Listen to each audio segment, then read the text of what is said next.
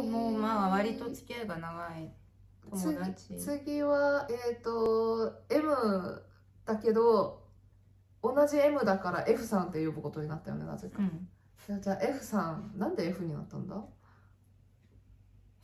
言っていいの？うん。なんか本人が F カップって言ってた。별별トーク。あ、そう。F さんはね、私から私とその人と関わったことがまた深い関わりじゃないけど関わったことがあるから、私から説明をすると、とりあえず F さんはあれだよね、さとみのバイト仲間だったよね。バイト仲間でなんか4人でいつもなんか仲良く遊んでたって言ってて、で当時さとみと知り合って4年っつったっけ、23年、とにかくもう私とはもう付き合いたてで、相手はもう数年、4年ぐらい、そう4年ぐらい、そうなんかこう付き合いがあって、でそれですごい仲いい友達がいるんだけど、でその友達にさとみが紹介してくれるってなって、で私はその時までなんかこう日本で一人で生活しててさ、やっぱりね日本の社会だからね、もういろんな人とかもあるわけじゃん、ギクシャクもあるわけじゃん、いろいろ。でそれで私はもう自分が運が悪くて、今までさ韓国でももうこう家庭環境良くなかったし、だから自分がそうやってなんかもう人の運とかも悪かったから、今までこう悪い人たちにばっか絡まれたんだって思って、でもなんかさとみとなんか付き合うことになって、さとみはなんかすごいもういい人で、だからなんかさとみが自分の友達をこう紹介するって言ったから、なんかすごいもう夢がこう膨らんだわけよ。こう今までは運が悪かったけど、さとみと出会うことでもう自分のなんかこう周りのなんかこう環境とかも変わっていくんだとね。でだからもう本当になんか私が夢見てたもうこうセーラームーンのそういうなんか友情とか、もう素晴らしい愛とかこう正義とか、なんかそういう世界についにこう足を一歩こう踏み入れたと思って、で超喜んだの本当に。私もそういう世界と思ってた、実際その子たち。そうですっごいもう嬉しくって、でさとみが紹介してくれるっていうから、なんかさとみってだって大体類友って言うし、でさとみが確かにそうだからさとみがなんかもうすごいいい友達なんだよみたいな、いい姉さんとなんか友達なんだよって言ってくれたから、でもその姉さんがさとみが大好きなその姉さんがなんか私になんか会いたい、紹介したいってなんか言ってくれたから、一緒になんかもう夕飯でもなんかするみたいな感じでなんかこう誘ってくれて、でめっちゃ嬉しくて、本当に嬉しかったの。私全然悪気なんかなかったし、本当にね、もうね私の人生これから変わるかもみたいな。ごめん、私も悪気なかったまずで私もう日本でも楽しい人生しかもこう花道がこう広がるかもみたいな感じで私思ってたわけですごいもう楽しみにしてて、でついにその日が訪れましたよね。で夕飯だったかな、なんか居酒屋を予約したって言ってて、居酒屋とかちょっとイタリアン系、そうおしゃれなおしゃれなイタリアンだった、なんか個室のね、だからもうお金もないし、友達もなんかそんななかったし、なんかいろいろも病んでたし引きこもってたりしてたから、そういう経験あんまりないじゃん。なのにもう日本の一番愛する人とで、なんか他の全く新しい日本人の女性3人とで私でこうおしゃれなねイタリアンのなんか個室でこう女子会ができるっていうの、なんかもうすごいもう素晴らしいじゃない。だって私日本に夢見てたから。でそれですっごいルンルンしながら入って、でなんか最初はやっぱりさこう人見知ったりするし、ちょっと駅であったんだっけ最初。覚えてない。駅であった。多分そうで、とにかく見知ったりするし、ちょっとぎこちないのは当たり前だけど、でもなんかずっとね常にニコニコしながらね、なんかこう仲良くなりたいなって思って、なんかそのオーラしか出してなかったわけで、佐藤と普通にそうだってもう証拠写真あるで、それで出す証拠写真悪夢のそれでなんかさとみとね、なんかこう私がもう一番奥で、さとみがここ座って、その3人で一番怖い姉さんもこう斜めこう外側に座ってて、そこにいた。そう私もその席順忘れないからね。もうとにかくね私も覚えてるそうでそれでなんかもう座ってたんだけど、でさとみが、最初はなんか日本の人って文化も違うしさ、韓国人みたいにこうワイワイって感じじゃないから、そういうのは別によしとして、さとみがなんかタバコ吸いに行くっつってなんか出てた瞬間、でさとみがこう出てくと、だってさとみを中心にこう集まった人じゃん。だからこう彼女とさこう付き合って日が浅い彼女と彼女のなんか友達親友たち、なんだけど、その親友たちと私しか残ってないとさ、なんかすごいもう私が一番緊張するじゃん。だって相手はもう3人でだってまとまってるし、でも私何ももう相手のこと知らないし、でそれでなんかすごいもう緊張するじゃん。でそれでもう本当にもうなんていうの、私からなんかあんまり話題も触れないし、もうニコニコしてるしかないじゃない。なんだけどでもなんかこうもう一人の私とタメだった子と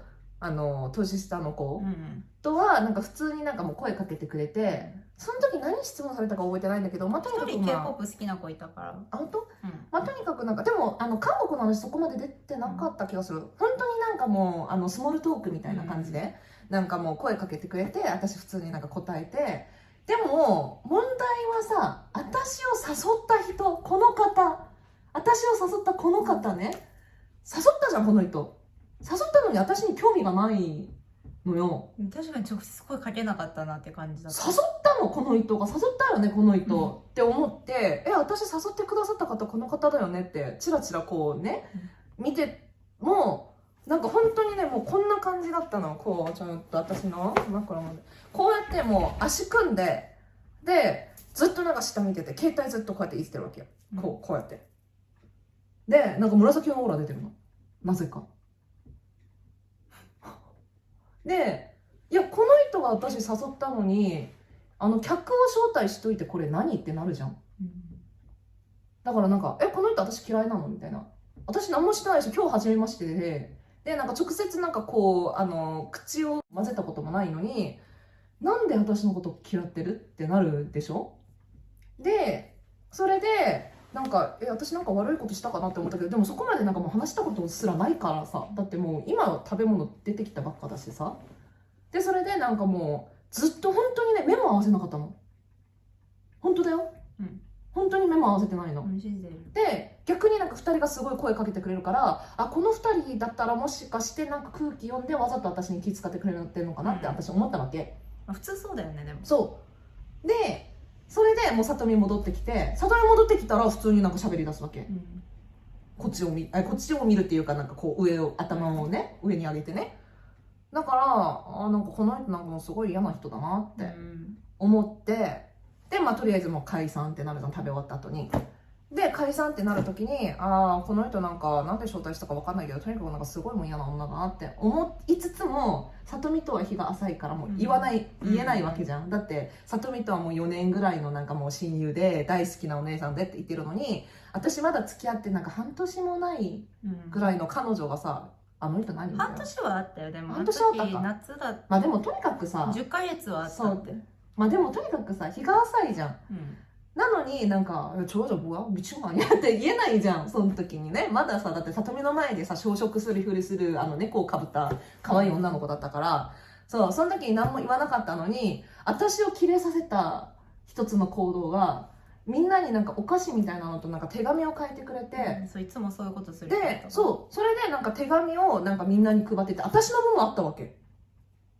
そういう人はみんなの分ある、いつも。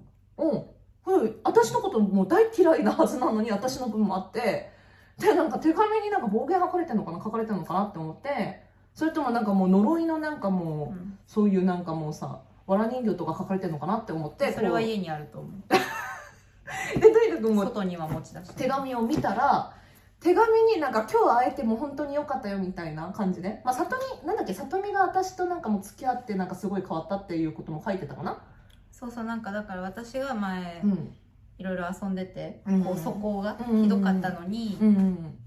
なんかウヒャンと付き合ってから変わったよみたいな、で覚えてるのが、なんか私たちがその M じゃない F がいても、なんか私全然言うこと聞かなくて笑いみたいな感じ。そうのにそういうことを書いてて、でも最後の一言がなんか今日会えてとっても良かったみたいな、最後だったかな最初だったかな、とにかくそのことが書いてて、でもこの手紙って絶対私となんかこう会う前にさ書いた手紙じゃない、なのに過去形で今日会えてよかったよって書いてるのってすごいなんかこう偽善者ぶる感じがすごい伝わっちゃって、会うの楽しみにしてたとかって書くのはいいんだけど、でしかもそれはその場がその時すごい仲良くできてた前提で、ね、そういや別にさなんかもう過去形に書いてあっていいよ、今日会えてよかったよみたいな書いてあっていいんだけど、だったらせめてさ誠意を見せろってなるじゃんその場で。その時だってめっちゃ楽しかったら別にその手紙もらっても違和感ないわけじゃん。そうってことでしょ。だからそれでさすがにさ私もさ元の性格がちょっとなんかセント民族サタンだからサタンじゃないセント民族、でセント民族だからポロッとなんか本音が出ちゃって、これ何みたいな感じで言ったんだっけ、なんて言ったんだっけその時に。なんか会ってもいないのになんか嬉しかったって書いてるみたいなめっちゃ嫌な女みたいな感じの言い方しちゃったね。そう結局ね、なんかせめて普通になんかあの人、こうなんか普通にだからなんか私がいない時に自分にこういう態度だったんだけどみたいな、心当たりあるみたいな感じだったらまだ話聞けたけど、そうでもなんかそれがこうなんだろう、とりあえず私の中ではそれが最善だったのよ、私の中ではね。もう偽善者大嫌いで、もう嫌いオーラも全面にもうこう言いたいんだけど、もう本人にはもうさすがにさ、だって里見との関係があるから相手との、だから本人にもそう言えないし、あとなんか自分がなんかいや里見いない時にちょっとこんな態度されたんだけどって言って里見のなんか気が重くなるのもちょっとあれだし、我慢してもう逆にまあ結果もっと悪かったんだけど、そういう言い方でね。でもなんかとにかくもうそうなったわけよ。まあそれが始まりだったよね、でその後にもうそれで終わったんだったらよかったんだけど、家に帰ったら Facebook の友達申請をしてきて、あれ電車でしてなかったっけ。もう覚えてない。電車でしてた気がするみんな。でもいやもう覚えてないけど、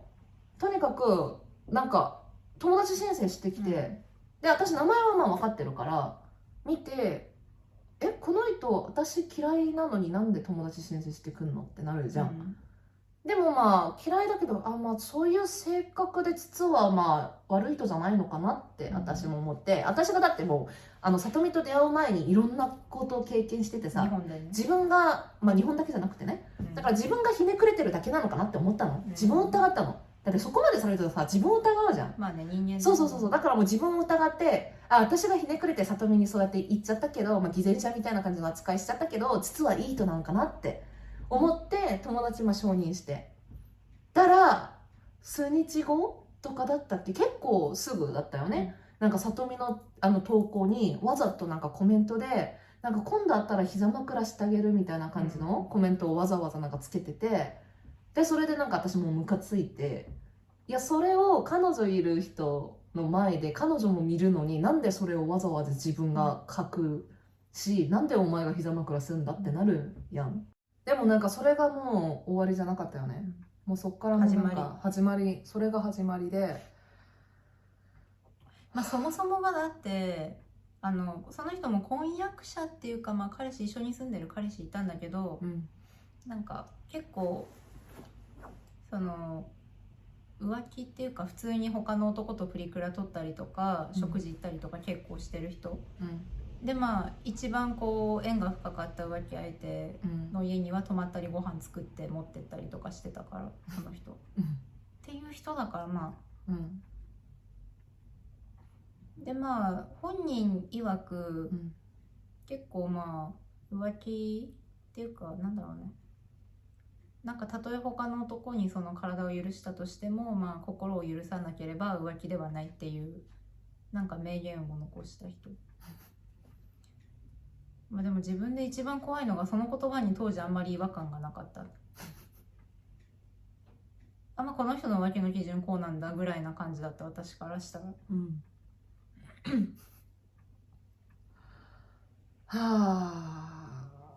なんかその人って普段からなんかこう、まあ私はもう話聞いてしかないけど、だってそれ以来も会ってないから、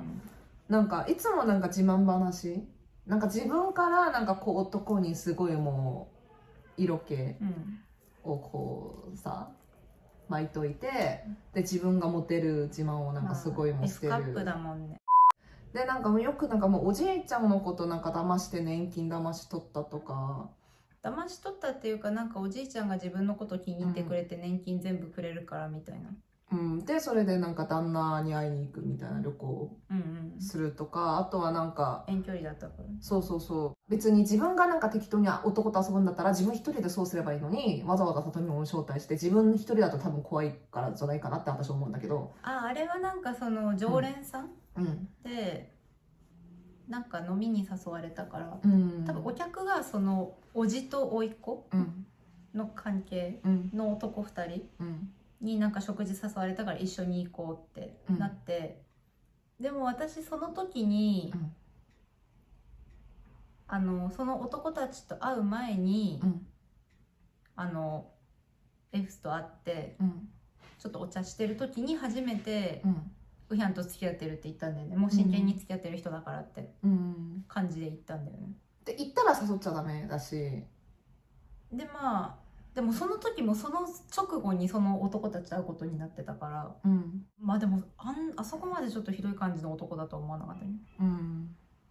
なんかカラオケとか一緒になぜか行ったんだけども、なんか普通に隣座って足触られたし、一瞬。だから絶対そういうの知ってって里見誘ったと思うんだよね。なぜなら一人で行くと多分もうちょっとさ自分でコントロールできないこと起きるかもだからじゃないかなって私は思う。なんで私みたいな外見の人誘ったんだろうね。逆に心配がないからかね。だからもうほんと最低だと思う。なんかすごいもう友達そういう危ないことに巻き込んでさ、なんか自分がさ男好きでさそうやってなんか勝手にチャラチャラなんかもう遊びたいんだったらさ一人ですればいいじゃん。まあわかんないけど、なんかその時自分も友達連れてきてみたいに確か言われてたはずなんだよね。だったらさ他のなんか女似たような子誘えよ。相手2人だったら、なんかよくあるじゃん、なんか合コンみたいにしたがるじゃん多分日本人って。いや友達いなかったらさ断れよ。あと同じタイプの友達いないって嫌い合うから。いやだから断れよ友達いるとしたらもうなんか本人よりめっちゃブスとか。だからおかしくない？そうやって日本人あるあ関係るだけどね。のない人誘うのなんか本当ありえないから。ありえない。まあセクハラのボーダーラインもやばいからね。でその後に多分なんか私がなんかその人なんかもう嫌いだったけど、もう最初からね、もうそんなことされた時からもう嫌いだったけど、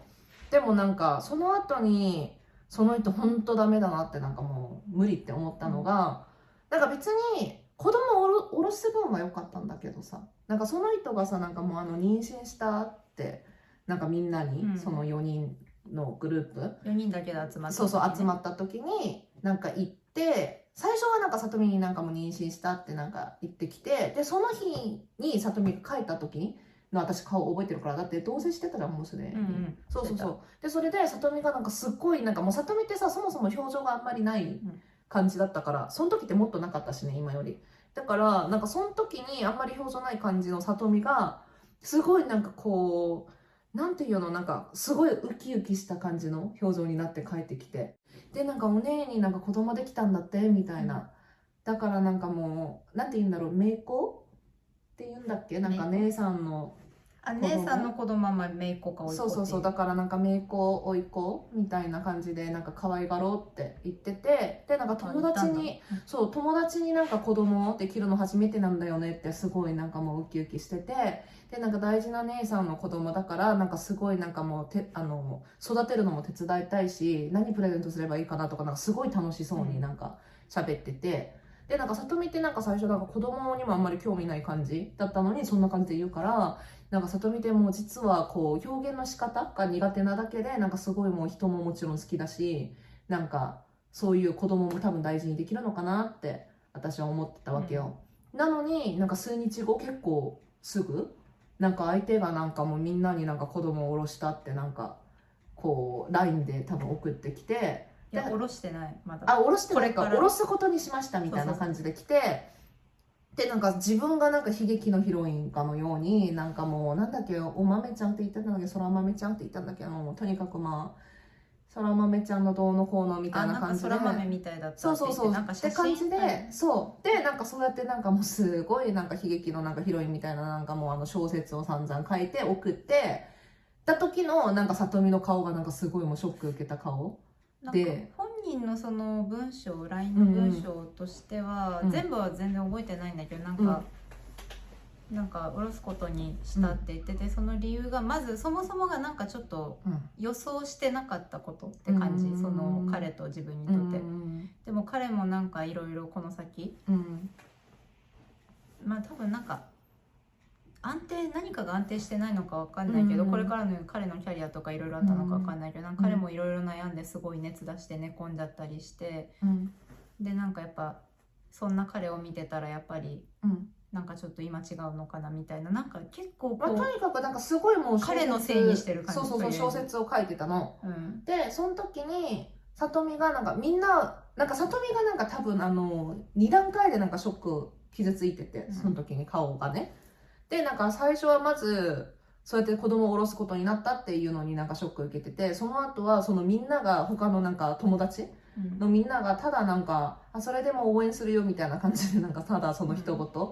で済ませたのでまたショック受けてて、友達ってなんだろうみたいな感じでショック受けてて、で私は別になんかこう子供を下ろす下ろさないは別にさ本人の自由なんだけど、それをだってそもそも子供を産むかどうかも決まってない状態でみんなにさこう大事な友達のグループに告げた上でそうやって下ろすことにしたっていうのがすごい自分のなんかこう罪悪感をみんなに転嫁したいんだなって私はもう思っちゃって、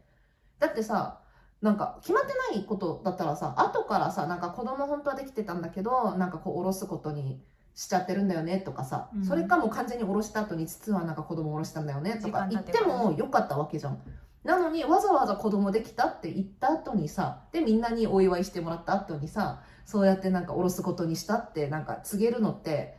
なんか自分だけ罪悪感を持つのが嫌なんでしょって私はなったわけよ。だからすごいそれでもこの人人間としてダメだなって私はちょっと思ったんだけど、なんかもう何よりも里見がすごいもう傷ついたショック受けた顔をしてたから、もうそれが本当にもう嫌でその時ね。まあ私の体じゃないからまあそれはともかく、そもそも全部用意されてたことだったのかなって、なんか、その子供できたって言った日、みんなで新年会って感じで飲んでたんだけど、いつもその人ワイン飲むのに、なんか今日はお酒いらないみたいな感じでちょっと言ってて、でそれ言うと結構暗黙の了解ではこの人子供できたんだみたいな女の中であるんだよね。で案の定もう一人の子がなんか「ねえなんでお酒飲まないの?」みたいな感じで、その姉さんに聞いて「いや実はね子供できて」みたいな感じで、ちょっと嬉しそうな、でなんかしかもその姉さん誕生日も近かったからお祝いしてみたいな、誕生日だったからお祝いしてみたいな感じになって、多分そこでちょっと注目されることも狙って、でもその人はもともとなんか今考えたらもう下ろすこと決めてたんじゃないかなって思うのが、なんか飲み会の後に LINE2 人でしてた時か帰り道に直接話してた時か忘れたけど、その時ちょうど他の男と浮気してて、普通に他の男の家私と遊んだ後に泊まりに行ったりとかしてて、でもなんか本人曰くなんか今の彼がちょっと結婚とかやっぱそういうのはっきりしてくれないから不満っていうニュアンス、だから多分浮気相手にもそんな感じですごい言ってたんじゃないか。だからなんかこう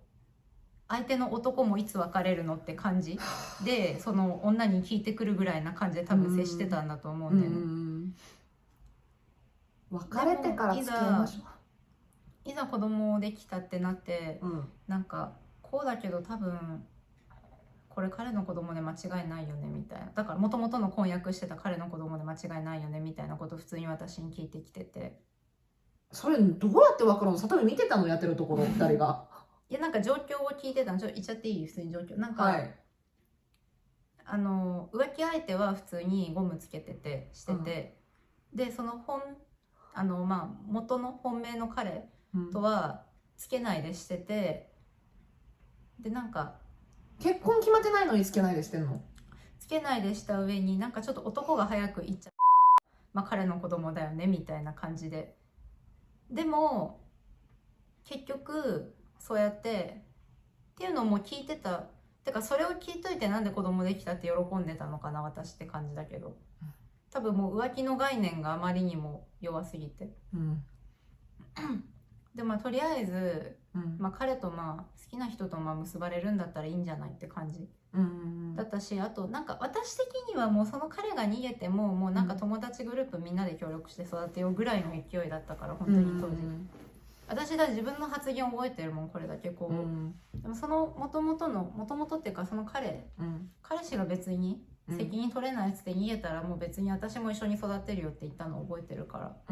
あ、そうみんなの前で私それ聞いたの覚えてる。でも一応みんなでもう育てようみたいな感じでは言ったけど、別に他のメンバーが別に子供とか気にしないだろうって分かってたから私は、でももう自分はそういうつもりで絶対そばに一緒にいるよっていう気持ちで言ったから、でもなんか結局その後に LINE でその下ろすことに決めたっていうのを見て、こうショックっていうかなんかどういう感情だったか覚えてないけど、私がただ思ったのはやっぱりどっちの子供か 100% はっきりしてないから怖いんだなって。私が見たのはその時里見泣きそうだった。感情をちょっと覚えてない。なんかこう喪失感あるような感じの人の顔だったから、なんかそれでなんか余計相手のことすごい嫌いになったんだよね、あれは覚えてるけどなんかちょっとぼーっとした後に、グループ LINE でその子供を下ろすことにしたっていうのを言ってきたから、個人の LINE でなんかちょっと好きな人との子供、なんて言ったか覚えてないけど、ちょっとその下ろすっていう決断もう一回考え直せないって送ったのを覚えてる。ちょっと自分でもなんて言ったかはっきりしてるけど、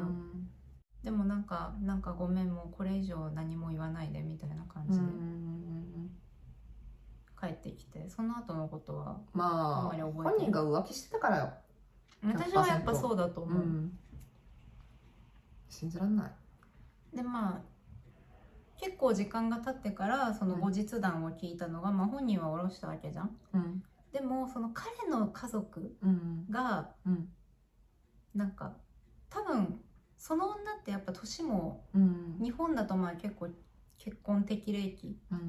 だけど、結構世間体のその社会的ステータスみたいなの気にする人だったから、多分歴婚っていうのも本人の中でちょっと納得がいかなかったと思うんだけど、でも結局彼の家族が歴婚したみたいな、先に自分たちより先に、なんかそのことがすごいもう気に食わないって感じのことを後日話してきたことはある。おちょらご。でも本人も子供欲しいってもともと言ってたからさ、だからお祝いしたし、だから多分自分たちより先に結婚して子供もいてっていうのに劣等感を持ってた。おちょらご。自分がやればいいじゃん。じゃあ浮気しないでさ。浮気しないで別に子供できて別に産んでればよかった話。わかんない。まあでも今どうしてるかわかんない。もしかしたら子供いるかもしれないけども、いやあれが母親とね子供かわいそうだなって思う。でもなんかそういう人ってさ、なんかもう日本にあることわざあるじゃん。こう人の不幸は水の味っていう、なんかそのことわざをさ本当に実践してるじゃん、その浮気する方々ってさ。まあその人も実際だってなんか道、そこら辺の関係ない通行人とかで幸せそうな人いたらもうなんか壊したくなるっていうか、その韓国語でもこういうニュアンスあるか分かんないけど、腹渡にえくり返るみたいなニュアンスで、やっぱね発言がやっぱ子供を下ろした後に増えた、初めてウヒャンを紹介した日にそういう態度だったのとか、まあ、そのことについてはまああんま追求してないけど、結構こうウヤンに嫉妬してたみたいで、でなんか女の勘は間違いない。例えば私に彼氏がいるんだったら嫉妬しなかったけど、同じ女性だから、自分と同じ女性だから、ちょっと許せなかったみたいな。だから女友達の中でってかもうフィメールの中で自分が一番じゃないとダメだったみたいなニュアンスで後から言われたことがあって、でそもそもその相手の本音を知るきっかけになったのは、子供を下ろした後からやっぱちょっと関係良くなくなって、その友達グループってもう思えなくなるじゃんだって、で結局ちょっと気まずくなって、もうなんか結構途中からもうなんかウヒャンがいればもう私たちなんていなくていいのみたいなこと言われたりとか、で私が友達で大事にできてないのかなって自分のこと責めたりする時期もあったし、それで一回疎遠になったからまた連絡をし始めた時に、その実はウヒャンに嫉妬してたからって相手に言われて、ウヒャンがもし彼女じゃなくて彼氏だったらよかったとか、だから私はあれ思うんだよね。初めて会った日にウヒャンに私がそのタバコ吸いに行ってる間に態度が悪くなったのって、こうウヒャンが私の彼女っていう雰囲気を完全に見ちゃったからだと思うんだよね。でその雰囲気があったのがほら私結構めちゃくちゃやってたっつったじゃん。なんか姉さんたちの言うこと聞かないでって遊んでたっつったじゃん。まあ私は見てないから、聞いてしかないから分かんないけど、なのに、私が一回あの日覚えてるか分かんないけど、そのタバコ吸いに行くねって言って、タバコ吸いに行きたいみたいな感じで私が言った時に、ウヒャンがもう行くのみたいな感じで私に言って、で私がなんかすいませんまだ行きませんみたいな感じになったじゃん。でそれを見て他の友達は一人強えって言ったの、そう覚えてるそれ。で私が多分そういう姿見たことなかったと思うんだよね、みんな。だからなんかそれを、ネーも見たからじゃないかなって。要は自分たちがもうウヒャン完全にこのウヒャンのものになってる感じ。なんか上下関係とは違うじゃん。その恋人としての権限、恋人にしかできない権限ってあるじゃん。だって友達同士だったら自分が彼女やればよかったよ。私まで死んだ。ぼやー。多分それ、そのなんか一番のその権限をちょっと奪われたみたいな感じ。なんかいつもはなんかもう何でももう私に一番に話しなさいみたいな感じだったのに、なんかその権力的な、そういう浮気する人って所有欲強いじゃん。別に相手が誰とか。でも私は男で、例えばさとみがもうバイとかね、異性愛者とかで、私がもし彼氏だったとしても、さとみが本当に幸せそうにしてたら嫉妬したと思うんだよね。多分してたね。まあさとみが幸せなのが気に食わないんでしょ、きっと。さとみがっていうかもう自分より幸せな人が気に食わないし、例えば私、なんか常に私がちょっと不幸だったりなんか遊んでてこう、たまにお姉さんに甘えるっていう関係が多分一番いい関係だったと思うんだよね。まあ自分より不幸な人たちが周りにいてみたいな感じで、こう自分のこう優越感を男関係もダメでとか、例えば私が妥協で男と付き合ってもう結婚して、でもまあ、浮気めっちゃしてますみたいな本人みたいに、だったら多分うまくずっと続いてたとは思うけども、この人と完全に真剣に付き合ってますって本人に言っちゃって、でかつもう彼女としての権限もタバコ制限かけたりとかっていうのをしてたから、多分それで、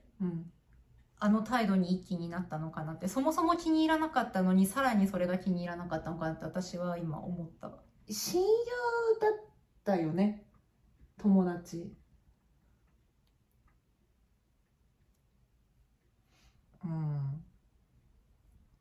親友ってなんだろうね。なんか私が知ってる意味とさとみが知ってる意味なんか違う気がする。なんか親友とその所有のちょっとなんか境界線やっぱ分かんなくなるよね。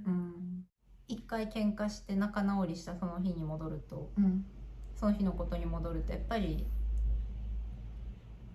どっか自分が一番じゃないと嫌だっていうのが残ってるのか、なんかその帰り際、今仲直りした後ってちょっと居心地ないじゃん。でなんかじゃあねみたいな感じでこうちょっと居心地ない感じでこう見送ろうと、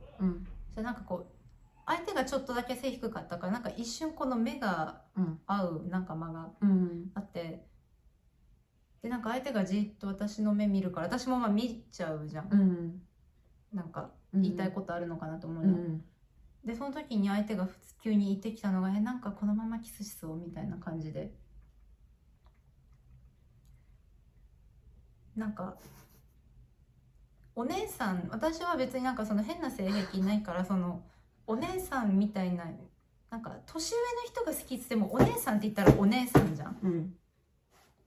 なんかそういう家族同士のそういう変なさ、うん、性的なのに憧れてないし、お姉さんはお姉さんだったのになんかそうやって言われると、まあなんかどうやって接していいか分かんなくなるよね。うん、さっきマデレードのあの女の話したじゃん、うん K さん。うん、意識してないでこうちゃんと相手を尊重して過ごしてたとしても、やっぱりなんかこう言われるとね、まあ狙ってるよね、うん、彼らは。困るよね。私別にそんなことされたことなんかも分私かんない。は困る。